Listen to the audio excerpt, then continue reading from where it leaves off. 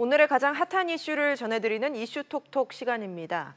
주요 기업들이 하반기에 공채 규모를 크게 확대합니다. 최근에 고용 쇼크를 해소하는 데 도움이 될지 기대를 모으고 있는 가운데 대기업과 중소기업 간의 연봉 격차는 더 벌어졌다는 조사 결과가 나왔습니다. 김방희 생활경제연구소장과 함께 자세히 살펴보겠습니다. 소장님 어서 오세요. 안녕하세요. 예. 하반기 공채 시즌에 막이 올랐는데 대기업들이 공공기관도 포함해서요. 채용 규모를 대폭 늘린다고요. 예, 어느 정도 예상은 했습니다만 상당히 많이 늘리는 것 같아요. 보통 그 하반기 공채 시장을 이렇게 표현하거든요. 4만 개의 일자리를 놓고 40만 명이 경쟁하는 시장이다. 치열하죠. 그러니까 예. 대기업, 은행권, 공공기관 이렇게 질 좋은 일자리를 놓고 대졸 취업 준비생들이 이제 예. 도전을 하는 건데요. 최근에 이제 금융권 같은 경우도 당초에 한 2,700명 정도 신입사원을 채용할 예정이었다가 4,600여 명 수준으로 많이 늘리고 있고요. 예. 또 공공기관 같은 경우는 올 하반기 역대 최대라고 할 수 있는 12,700여 명 신규 채용하겠다고 밝혔고, 아마 대기업들은 뭐 삼성이 향후 3년간 2만 명을 4만 명으로 확대하겠다고 했으니까 예. 많이 늘리기로 한 것들 기억하실 겁니다. 이건 아무래도 이제 정부가 실제로 그런 이제 고용 쇼크에 대처하면서 예. 일자리를 늘려달라는 요청을 하기도 했지만 이런 기업들 혹은 금융권 공공기관이 최근에 어떤 일자리에 대한 국민적 여망을 반영해서 이제 대폭 확대하기로 한, 그리고 그럴 여력도 좀 있거든요. 예. 그런 상황 때문에 벌어지는 일 같습니다. 삼성 말씀해 주셨는데 예. 삼성뿐만 아니라 현대차, SK, LG 이제 4대 기업만 따로 놓고 봐도 채용 규모가 역대급이라고 하는데 말씀하신 것처럼 그 일자리 창출에 대한 정부의 요청 때문일까요?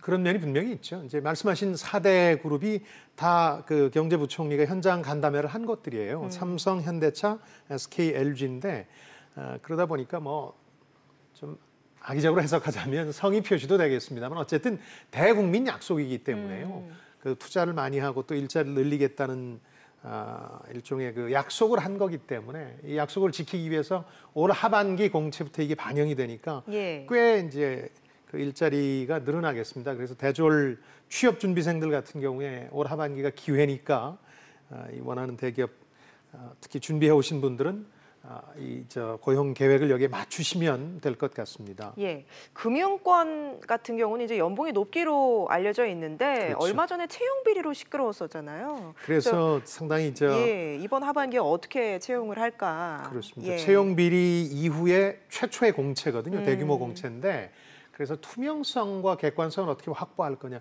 지금 또 만약 잡음이 나오게 되면 이건 치명타가 되거든요. 그러다 보니까 이전처럼 예를 들어서 어떤 네트워크로 취업하는 사람들이 없다는 걸 어떻게 국민들한테 납득시킬 거냐 하는 숙제들이 좀 있는 것 같아요. 예. 그래서 금융기관마다 다양한 고민들을 하고 있는데 맨 처음 지금 하반기 대규모 공채를 시작하는 게 국민은행 같은 경우인데 여기서도 지금 예를 들어서 다양한 방법으로 이 객관성과 투명성을 담보하고 네. 이걸 또 알리기 위해서 노력하는 그런 분위기더군요.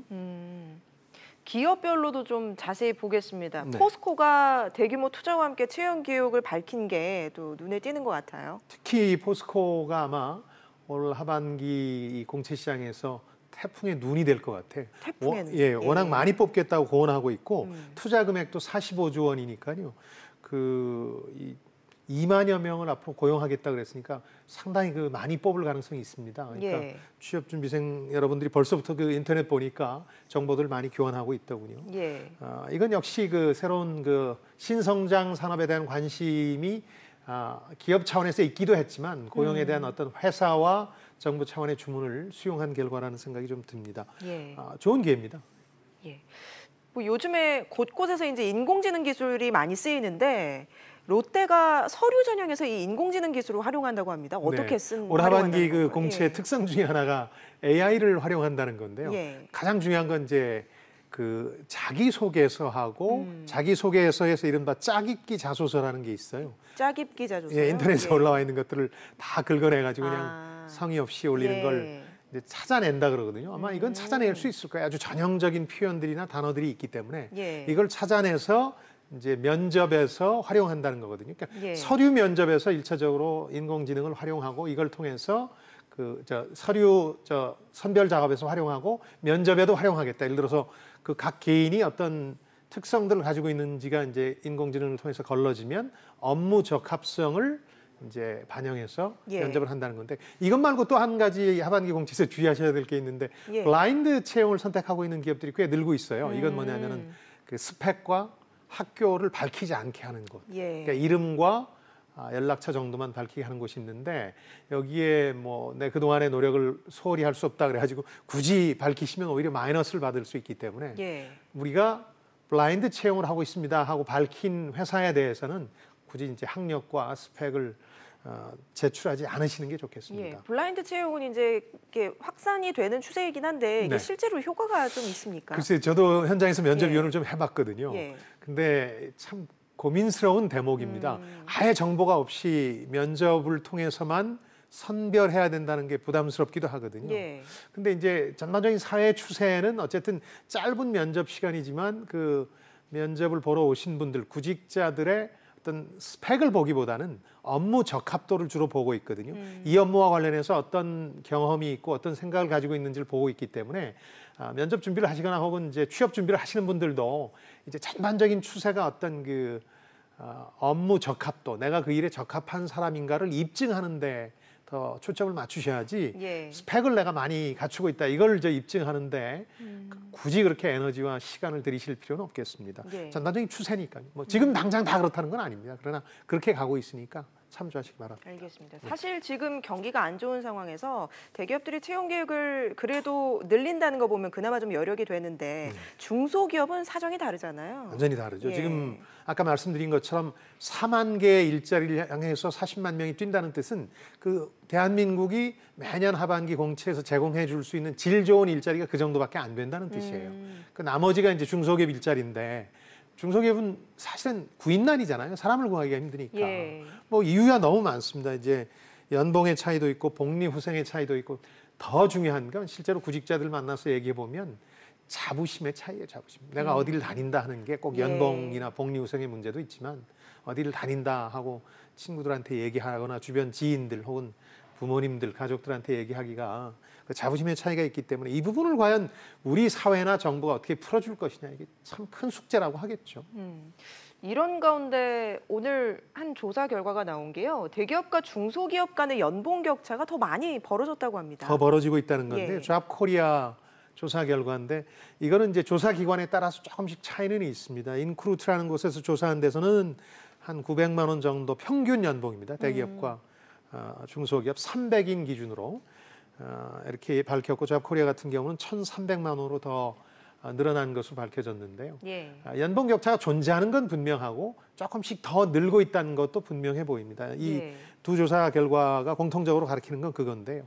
그러니까 아까 말씀드린 것처럼 한쪽은 구인난을 겪고 있고 한쪽은 10대 1의 경쟁률을 보이는 이유는 연봉이 결정적이라고 봐야 되겠죠. 예를 들어서 네. 잡코리아 기준으로 말씀드리면 연봉 평균 4천만 원 이상을 받는 곳과 2,700만 원 받는 곳 어디 갈래 그러면 내가 조금 재수하는 한이 있더라도 그렇죠. 많이 받는 대기업 곳으로 가고 가고 싶지 싶겠죠. 않겠어요. 예. 네, 그런 것 때문인데 그걸 과연 어떻게 우리 정부와 사회가 간극을 어느 정도 메꿔줄 건지 뭐 다 메꿔줄 수야 없겠죠. 그러나 조금은 메꿔줘야 되지 않느냐. 더 벌어지고 있는 걸 더 벌어지지 않도록 정도는 해줘야 되지 않느냐. 그런 여론들이 일고 있는 거죠. 예. 대기업과 중소기업 간의 연봉 격차가 있는 건 뿐만이 아니라 네. 대기업 중에서도 또 업종에 따라서 연봉의 차이가 많이 난다고 하는데요. 업종 차이가 예. 좀 있습니다. 이게 뭐 여러분 잘 아시는 것처럼 금융 쪽이 높은 편이고요. 약간씩 시대별로 좀 달라요, 이게. 근데 최근에 그 조사 결과들 보면 기계, 철강 이게 이제 금융권과 함께 4천만 원을 대개 다 넘고요.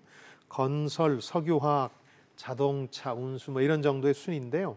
반면에 뭐 이미 알바 같은 걸 통해서 경험하신 분들도 있을 텐데 뭐 식음료 사업이라든가 외식업 쪽은 예. 워낙 최근에 안 좋은 분위기를 반영해서 그런지 제일 낮은 편이에요. 대기업이라고 해도. 예. 근데 한 가지 이참에 꼭 말씀드리고 싶은 것은 이런 트렌드가 대개 10년 안쪽으로 바뀌어요. 그러니까 이런 것도 염두에 두셔야 되는 게 저희 대학 졸업한 게 80년대 후반에서 90년대 초반까지 예. 사회에 진출할 때였는데 이때는 금융권 가운데도 이금융권이 제일 인기가 있었어요. 아, 그래요? 리스사, 종합금융사 이런 데가 봉급이 제일 많고 복리후생이 예. 제일 좋았기 때문인데 그쪽으로 그래서 성적 좋은 분들이 많이들 갔는데 저희 또래들 중에서도 10년이 안 돼서 다 외혼이기 때문에 길거리로 몰려났던 경험이 있습니다. 그래서 구직자들, 취업준비생들께 드리고 싶은 말씀 꼭 지금만 보지 말아라. 조금 10년 후도 여러분들이 직장 생활을 10년 이상 하게 될 테니까 미래에 하게 될 것까지 감안해서 이런 추세를 받아들여야지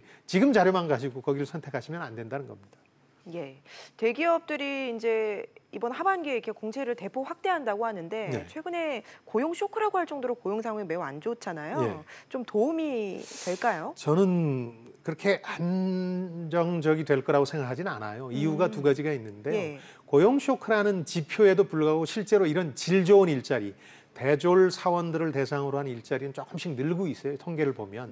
근데 정작 문제가 되는 건 지금 중소기업들이 제공하는 일자리, 예. 소상공인 자영업자가 제공하는 일자리거든요. 여기가 안 좋아지고 있는 거거든요. 대기업들은 800조의 사내 유보금이 있을 정도로 상황이 괜찮아요. 그러다 보니까 특히 자영업자 쪽에서 제공하는 일자리가 많이 무너지고 있는데 자영업 구조조정을 겪고 있는 거거든요. 그러다 보니까 아마 이런 그 하반기 공채 같은 대기업들이 일자리를 늘리는 것으로 고용 쇼크가 완전히 해소되지는 못할 것이다. 예. 도움은 좀 되겠죠. 그런데 아까 말씀드린 것처럼 뭐 2만 개의 일자리가 4만 개로 늘어난다고 해결될 수준은 아니니까요. 아주 중소기업이나 소상공인, 자영업자들이 제공하는 일자리가 늘어나야 되는데 이게 당분간 구조조정 때문에 쉽지 않다는 게 큰 문제겠죠. 알겠습니다.